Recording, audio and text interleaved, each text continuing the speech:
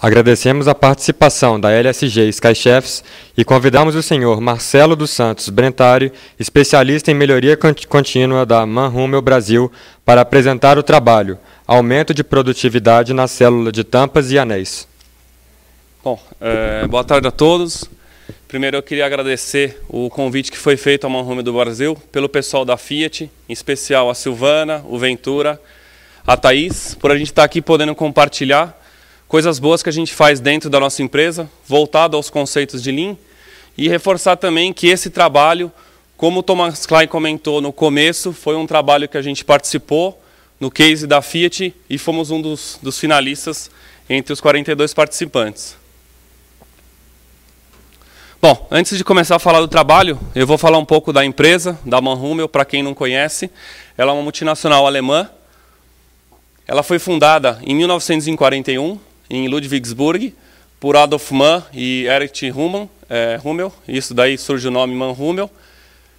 Ela veio, ela tem 42 unidades em todos os continentes, então ela está presente no mundo todo. No Brasil, ela veio em 1954, essa é a planta onde a gente trabalha, que é no interior de São Paulo, na cidade de Indaiatuba. No ano de 2008, a MAN abriu mais uma planta em Manaus para atender exclusivamente a Honda, a parte de moto. E em 2009, a MAN abriu uma outra planta em Contagem, aqui em Minas Gerais, para atender exclusivamente a Fiat. Basicamente, a nossa linha de produtos, ela tem a divisão de tecnologia automotiva e a divisão de tecnologia industrial. Na parte de tecnologia automotiva, a gente faz sistemas de filtragem do ar, sistema de filtragens de líquido, que é óleo e combustível, coletores de admissão do ar, filtros e elementos diversos. E já na parte de tecnologia industrial, a gente faz filtros industriais, basicamente para compressores, e a parte da hydromation, onde a gente faz sistemas de filtragem industrial para as indústrias, e aí não mais para automóveis, e para caminhões, ônibus e etc. Bom, aqui na verdade, só para começar, eu já vou para a parte prática. Esse foi o grupo de trabalho, e um ponto interessante, eu na verdade não vou passar o nome de todo mundo, mas eu participei. E o legal de mostrar é que a gente teve a participação de líder de produção, pessoal da manutenção, pessoal da área de processos, e tivemos também 3 pessoas de um fornecedor nosso, da Controil, que é uma empresa também que nos últimos anos está interessada em implementar os conceitos de Lean na empresa, então a gente convidou eles para participarem, aprenderem um pouco com a gente e, logicamente, a gente aprender com eles. E no caso, no produto em questão que a gente trabalhou, eles eram fornecedores de um dos componentes.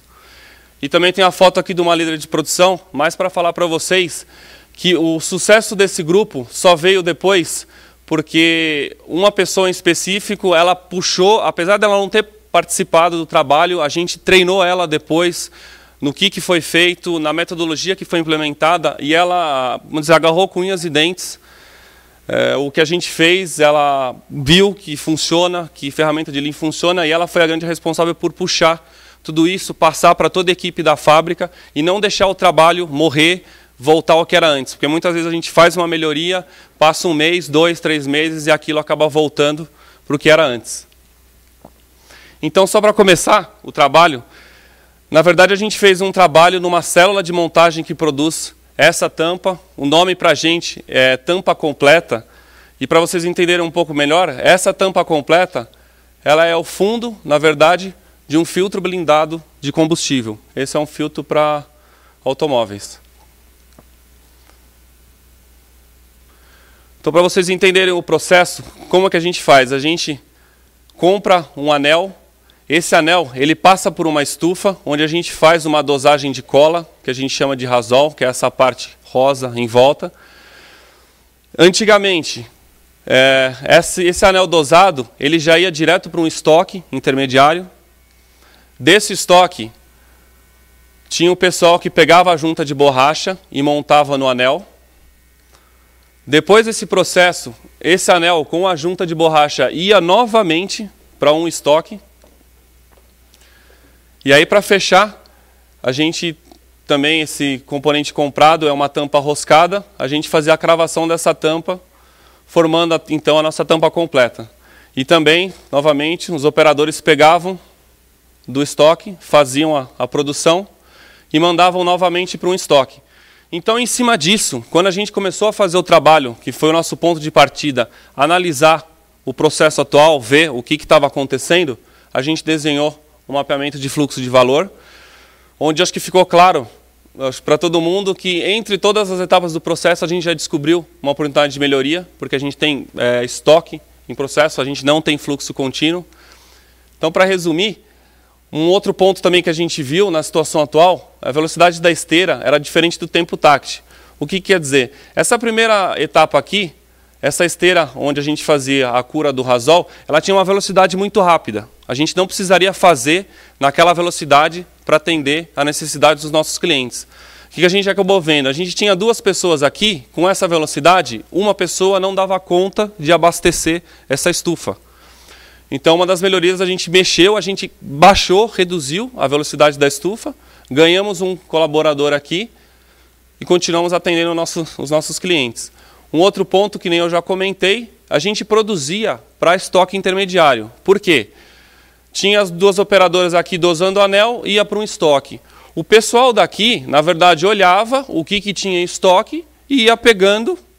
Se ninguém requisitasse uma tampa específica, eles iam pegando o que tinha em estoque, iam produzindo e iam jogando para outro estoque. A última etapa, a mesma coisa, ela pegava o que tinha no estoque intermediário, produzia e punha no estoque de produto acabado. E vocês podem notar aqui que os estoques também eram um lugar único. Estoque intermediário, estoque em processo, ambos numa mesma prateleira. Então estava bastante confuso o fluxo nessa célula.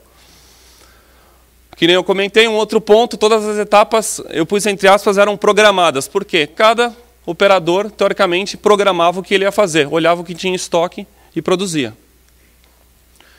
E por fim, esse produto aqui, essa tampa completa, ela vai para um filtro blindado de combustível. Nós temos 8 células que produzem filtro blindado. Então essa única célula, ela atende simultaneamente mais outras células de montagem. E a gente tinha diversas paradas nas células de montagem por falta dessa tampa completa. Uma vez que nem eu comentei, a gente tinha muito estoque em processo e a gente tinha pouco estoque, nesse caso de produto acabado, para atender essas células de montagem. Continuando ainda a análise da situação atual, para vocês terem um pouco mais de conhecimento, esse é o layout da célula. A gente tem 4 famílias de tampa completa nessa célula. O que muda de uma família para outra, na verdade, é o diâmetro de cada uma das tampas. Então, para vocês conhecerem um pouco, a primeira família do W7, esse era o caminho que ele fazia na célula. A família do W9, a família do W11 e, por fim, a família do W6, W12 e W13. A configuração que a gente tinha de caminhada na célula era bastante confusa, cruzava bastante uma família com outra aqui durante a produção. E algumas informações. Pro pior caso, que é o caso do W11, onde a gente tem maior número de atividades para confeccionar essa tampa, eram produzidas em 18 etapas, 18 atividades. A peça caminhava 57 metros para ficar pronta. Tinha 8 operadores para estar fazendo esse produto. E aí a gente fechou com um gráfico de balanceamento dos operadores. A gente pegou o tempo de cada operador para fazer uma peça. Confrontamos com o TACT. Então a gente via que a gente tinha uma folga muito grande aqui. A linha estava bastante desbalanceada. Tivemos uma oportunidade também aqui de reduzir o número de colaboradores para fazer a mesma quantidade de peças.